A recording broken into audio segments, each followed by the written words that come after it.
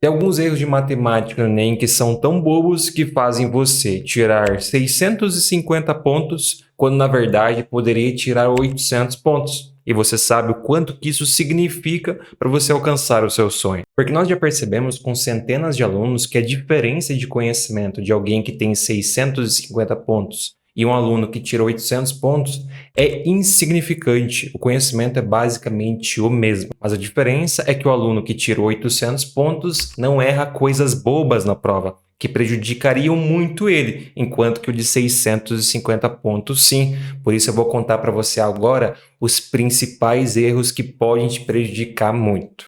A primeira coisa é não faça tudo em sequência. Isso aqui é muito importante. Mesmo quem acerta 45 exercícios, mesmo quem acerta 40 exercícios, eles não fazem tudo em sequência. Eles possuem uma linha de raciocínio de prioridade, de identificar quais questões devem ser resolvidas primeiro. Porque nós sabemos, segundo a TRI, que as questões mais fáceis dão mais pontos, enquanto as mais difíceis dão menos pontos. Então, se eu sei que uma questão mais fácil ela vai trazer mais resultado na minha nota, por que eu vou começar a minha avaliação resolvendo uma questão que é difícil, que vai me dar muito trabalho, vai me desgastar bastante e vai me atrapalhar dando menos pontos? Portanto, é essencial você não cometer o equívoco de sair fazendo todas as questões em sequência. Portanto, quando você vai resolver a prova, você tem que priorizar dois grupos: as questões fáceis e rápidas, como esse exercício, e as questões fáceis e demoradas, como é o caso desse exercício também do Enem de 2023.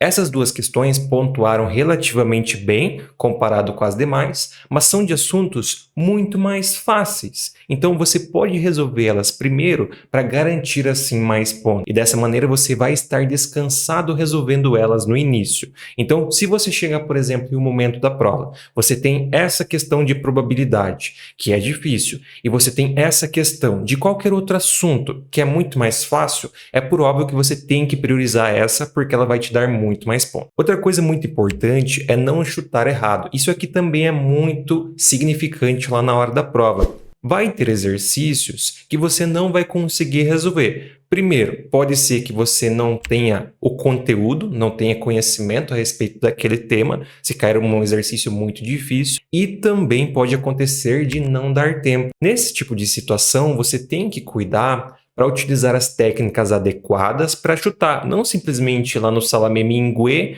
chutar qualquer coisa. Você tem que compreender que existem técnicas de chute. Eu vou deixar na descrição desse vídeo o link de um vídeo onde eu ensino na prática como que você pode chutar, mas é basicamente simples. Primeiro, se você tem alternativas semelhantes, provavelmente uma delas é a resposta correta. Se você tem alternativas numéricas, na maioria dos casos não é a alternativa A e não é a alternativa E. E também em casos de você já ter resolvido boa parte das questões, que é quando a gente recomenda você chutar, você pode ver como está a distribuição das alternativas. O ideal, no caso, isso não ocorre lá na hora da prova, mas a tendência é nós termos 9 questões para cada alternativa. 9A, 9B, 9C, 9D, 9E. Nós sabemos que na prática isso não acontece. Mas, por exemplo, se chegar lá no final da prova e você ver que você colocou 2 questões com alternativa C e ainda tem alguns exercícios para você chutar, você pode imaginar que um vai ser a alternativa C. Então, não chute de qualquer jeito. Utilize as técnicas, as estratégias. Isso, obviamente, pode te ajudar muito. E eu não falo aqui para você sair chutando tudo, não. Eu falo para você usar isso no momento adequado. Outro erro muito cometido por muitos alunos é não olhar as alternativas. Em muitos momentos, se você olhar as alternativas antes de começar a resolução, você pode ter algum insight e economizar metade das contas. Por exemplo, nessa questão aqui de escalas, se você observar, a largura ela não se repete em nenhum momento. Então, dessa maneira, você não precisa calcular o outro dado. Você só precisa calcular esse que não tem repetição. E assim você consegue economizar muito as suas contas. Outra coisa é, por exemplo, em exercícios que envolvem o pi. Se você vê que o resultado já tem o pi, você sabe que você não pode eliminar ele nem arredondar. Então, isso também já te dá um bom norte na resolução. Então, nós sempre recomendamos você ficar de olho nas alternativas, porque às vezes você pode economizar muitas contas. Como a gente falou, metade das contas só de observar esse detalhe muito importante. E, obviamente, quem tira 650 pontos nem se atenta a isso. Mas isso, se você conseguir fazer isso em 10 questões, pensa o quanto que vai significar lá na hora da prova. E a gente fez isso no Enem de 2023. Então, é totalmente possível. Outra coisa que é um grande erro, usar a estratégia errada. Gente, na internet, nesse momento, as pessoas querem lucrar muito em cima da criação de conteúdo, vendendo cursos, vendendo e-books, e você encontra muitas estratégias furadas, que são aquelas estratégias diferentonas que as pessoas querem vender apenas pensando em lucrar em cima de você. E nisso surgem muitas estratégias furadas. Por exemplo, eu já vi professor, influenciador falar para você pegar a prova de matemática e começar de trás para frente. Quem garante para você que começar de trás para frente vai ser mais fácil?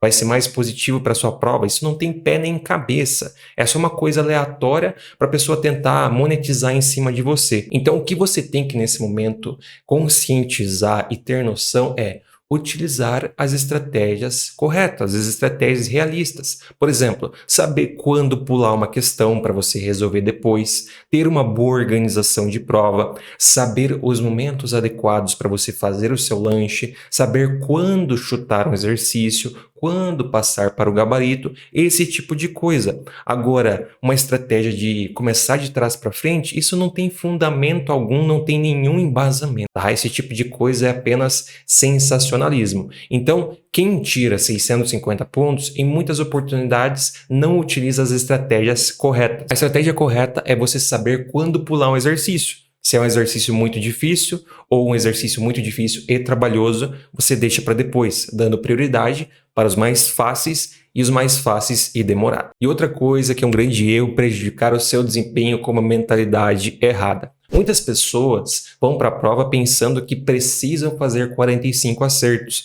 Daí, quando eles chegam em um exercício e veem que já não conseguem resolver, começa a bater aquela ansiedade e isso resulta em uma redução no seu desempenho de prova, porque você vai estar com a amígdala ativada, você vai estar com o cortisol lá no alto e assim a sua capacidade de raciocínio, cientificamente comprovada, reduz. Você fica com um desempenho menor do que você poderia ter. Portanto, é muito interessante, é essencial que você tenha a noção do seguinte: nem quem passe em ampla concorrência na UFMG, na UFRJ, na USP, em medicina, precisa gabaritar matemática. Óbvio que se você conseguir isso, vai significar muito na sua nota, mas você não precisa ir para a prova com essa obrigação. Você pode errar 2, 3, 4, 5 exercícios e mesmo assim conseguir a sua aprovação, tá? Ninguém é obrigado a gabaritar a prova. E se você não precisa nem de perto disso, muito menos você precisa se cobrar para gabaritar a prova. Eu já tive alunos, por exemplo, que conseguiram 800 pontos, mais de 800 pontos com 28 acertos, porque eles tiveram consciência na hora da prova de resolver as questões mais fáceis que davam mais pontos. Então, muitas vezes, é mais importante você dar valor a isso do que ficar se cobrando para bater os 45 acertos. Porque quando você faz isso, você vai ver uma questão difícil e você não vai querer pular ela, porque você sabe que precisa acertar. Mas ter essa compreensão de que não tem necessidade, fazendo ali mais de 35 acertos, já é fenomenal. Vai fazer uma diferença enorme na sua prova, porque a gente sabe que a sua mentalidade, a sua cobrança, como você está de estado mental lá no dia da prova, faz uma diferença enorme. Então seriam basicamente esses os erros que quem faz 650 pontos comete em relação a quem faz 800 pontos, porque o conhecimento, como a gente já comentou, é muito parecido.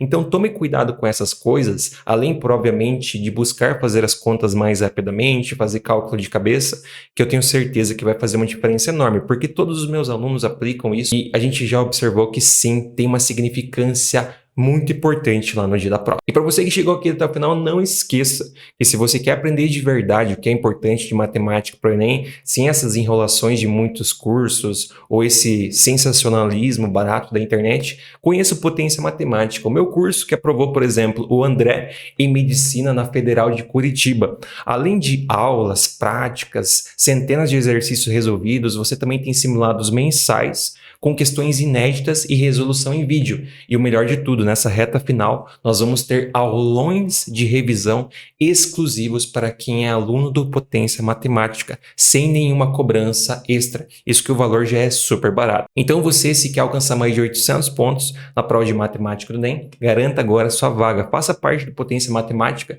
e vamos juntos em busca do seu sonho. O link está na descrição e também no comentário fixado. Então é isso, pessoal. Não esqueça de se inscrever, ativar as notificações e deixar o seu like para aproveitar mais conteúdos que a gente vai ter aqui nessa reta final para o Enem. Então é isso. Muito obrigado a todos que assistiram. Bons estudos. Grande abraço, valeu e até a próxima.